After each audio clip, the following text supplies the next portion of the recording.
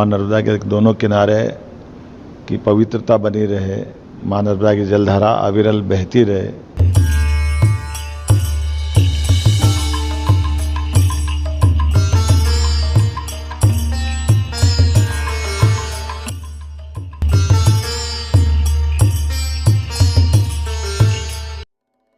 मुख्यमंत्री डॉक्टर मोहन यादव ने मध्य प्रदेश की जीवनदायिनी मां नर्मदा के संरक्षण और संवर्धन पर बात कही है और बताया है कि समन्वित प्रयासों से मां नर्मदा का संरक्षण और संवर्धन होगा।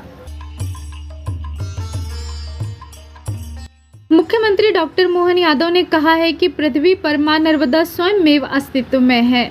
मध्य प्रदेश के निवासी सौभाग्यशाली हैं जो मां नर्मदा से जीवन पाते हैं। उन्होंने कहा है कि मां नर्मदा जहां लोगों की आस्था और श्रद्धा का प्रतीक है, वहीं हमारी एग्रीकल्चर ग्रोथ की वृद्धि में बड़ी भूमिका मां नर्मदा की जलधारा की है।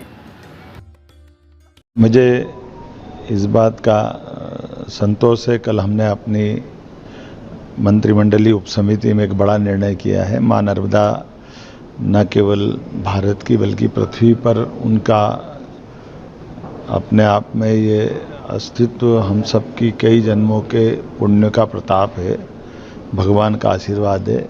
और मध्य प्रदेश तो और सौभाग्यशाली माँ नर्मदा से जीवन पाता है। आज की स्थिति में हमारी आर्थिक एग्रीकल्चर ग्रोथ अगर बड़ी है तो उसमें बड़ी भूमिका माँ नर्मदा की जलधारा की है। मुख्यमंत्री डॉक्टर मोहन यादव ने कहा है कि हमारा प्रयास ये है कि मां नर्मदा के दोनों किनारों में पवित्रता बनी रहे और जलधारा अविरल बहती रहे, पर्यावरण को कोई नुकसान नहीं पहुंचे। नज़दीकी बस्तियों एवं कस्बे के सीवर से भी जल की शुद्धता का प्रयास होता रहे। इसके लिए सरकार के अलग अलग विभाग समन्वित रूप से योजना बनाकर काम करेंगे।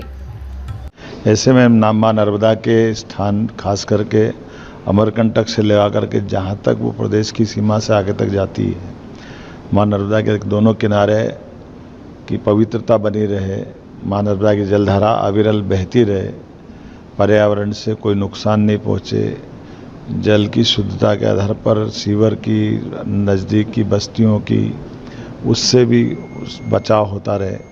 तो सरकार ने अलग अलग विभागों का समन्वित रूप से प्लान बनाया है। नर्मदा जी का जहां से उद्गम है वहां एक सघन वन से ऐसा माना जाता है कि जलधारा के प्रवाह में मदद मिलती है। उस वन को भी हमें सुरक्षित रखना है और अमरकंटक में बढ़ती मानव बस्ती से उद्गम को कोई खतरा उत्पन्न ना हो। इसके लिए अथॉरिटी नर्मदा जी के उद्गम के संरक्षण का काम करेगी।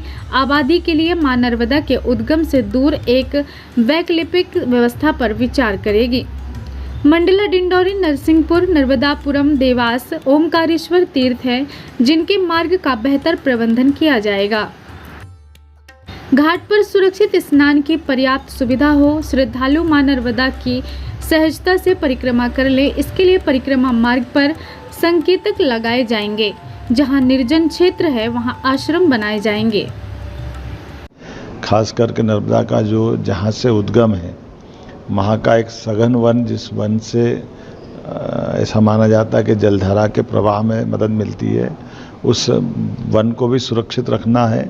और अमरकंटक में बढ़ती हुई मानव बस्ती से कहीं उद्गम पे कोई खतरा नहीं आए, इस तरह का प्लान बनाने का भी हमने निर्णय किया है। एक अथॉरिटी भी बनाई जाएगी जो नर्मदा जी के उद्गम में मददगार होगी वहाँ के विकास के लिए। लेकिन अगर आबादी भी बसाना हो तो नर्मदा के उद्गम से दूर जा कर के एक उसकी वैकल्पिक व्यवस्था की चिंता करेगी। साथ ही साथ रास्ते के मंडला, डिंडोरी, नरसिंहपुर, नर्मदापुर, देवास, ओंकारेश्वर ऐसे कई तीर्थों का रास्ते के सभी तीर्थों पे बेहतर प्रबंधन हो, घाट बने, नदी के किनारे जल के स्नान के समय की सुविधाएं मिले, वन का प्रबंधन बेहतर हो और ख़ासकर हमारे नर्मदा के परिक्रमावासी सहजता से परिक्रमा कर ले तो परिक्रमा मार्ग पे संकेतक लगे, उनकी छाया के स्थान रहे। जहाँ निर्जन आबादी है वहाँ आश्रम बने। कुल मिलाकर के माँ नर्मदा का ये जो पवित्रता है वो भी बनी रहे, जलधारा भी बनी रहे और हमारे तमाम प्रकार के जो किनारे चलने वाली गतिविधियाँ हैं वो धार्मिक गतिविधियाँ भी हैं, और बाकी चीज़ भी सहजता से चल सके, ऐसे कई निर्णय हमने किए हैं। मां नर्मदा का स्वरूप और पवित्रता बनी रहे। मुख्यमंत्री डॉक्टर मोहन यादव ने कहा कि मां नर्मदा की पवित्रता तथा अविरल जलधारा बनी रहे और सामान्य जीवन भी सहजता से चल सके। इसके लिए कई निर्णय किए गए हैं। मुझे इस बात का विश्वास है कि सरकार के सभी विभाग समन्वित रूप से कार्य करते हुए मां नर्मदा का जो स्वरूप और पवित्रता है उसे बरकरार रखेंगे। उन्होंने कहा कि हमारा प्रयास होगा कि धार्मिक नगरों के आसपास मांस मदिरा की प्रतिबंधित किया जाए। उन्होंने कहा कि निर्देशों के परिप्रेक्ष्य में की गई कार्यवाही की नवंबर में पुनः समीक्षा करेंगे। मुझे इस बात का संतोष है कि सरकार के सभी विभागों को मिला करके हमने प्रयास किया है कि मां नर्मदा का जो स्वरूप है, वो जो एक आशीर्वाद है, उसका स्वरूप बरकरार रखा जाए।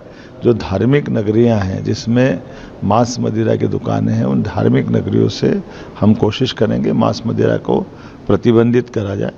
मैं उम्मीद करता हूं कि जो जो निर्णय किए उसकी नवंबर में पुनः समीक्षा करेंगे और ये एक दिन का नहीं, ये सतत चलने वाली एक प्रक्रिया, जिस आधार पर हमने सभी विभागों से समन्वय कराते हुए इस प्रकार का निर्णय किया। आने वाले समय में मां नर्मदा की भक्त लोक माता देवी अहिल्याबाई के 300वें जन्म शताब्दी वर्ष पर महेश्वर में कैबिनेट बैठक करने का निर्णय लिया है। मुख्यमंत्री डॉक्टर मोहन यादव ने कहा कि मां नर्मदा के उद्गम से जबलपुर तक का पूरा क्षेत्र रानी दुर्गावती का कार्य क्षेत्र कर रहा है। रानी दुर्गावती का 500वां जन्म शताब्दी वर्ष चल रहा है। मां नर्मदा का स्मरण करते हुए 5 अक्टूबर को रानी दुर्गावती के जन्मोत्सव पर उनके जीवन पर केंद्रित कई कार्यक्रम आयोजित किए जाएंगे।